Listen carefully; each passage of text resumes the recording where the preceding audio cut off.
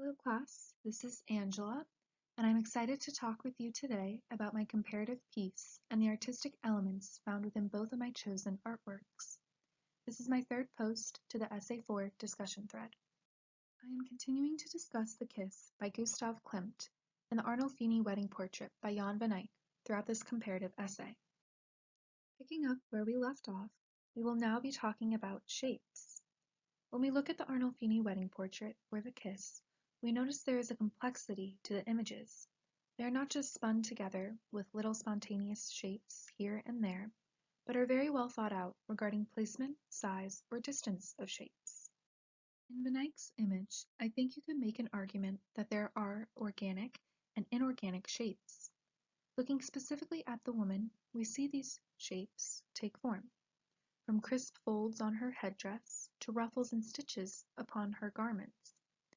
We also see in the far background a wooden bed frame, again, so intricate we even see the bristles of a handheld broom. Keep in mind, cleanliness is associated with godliness. A tiny wooden figure is St. Margaret, who represents childbirth.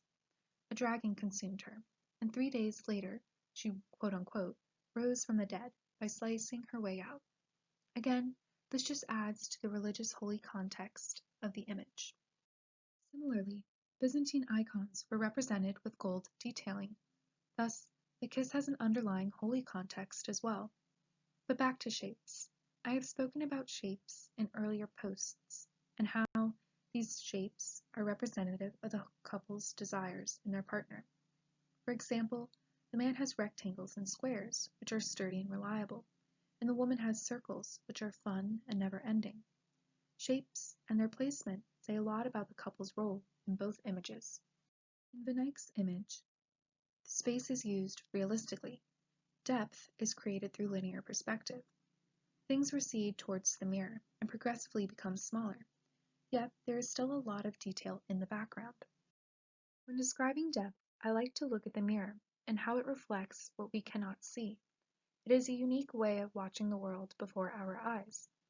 Libby mentioned mirrors are common in Netherlandish Baroque art, and this image came about 100 years before this movement. The chandelier is also impressive, and I love the highlights on the metal. Again, a feature that might often be disregarded is very important, holding religious context, which I mentioned in post 1. The kiss uses depth through gold leaf, as we have discussed, by pushing the couple forward. Time, motion, and value are all pretty similar in both images. We are stuck in a brief moment of time, and motion is implied due to the man's active role and the woman's passive role. Additionally, the couple's contrasting attire creates values. Usually, the man is in a darker hue or a dress than the woman. This was a short post, but it helps to wrap up some general details. As always, thank you so much for watching, and please feel free to give me recommendations or constructive advice.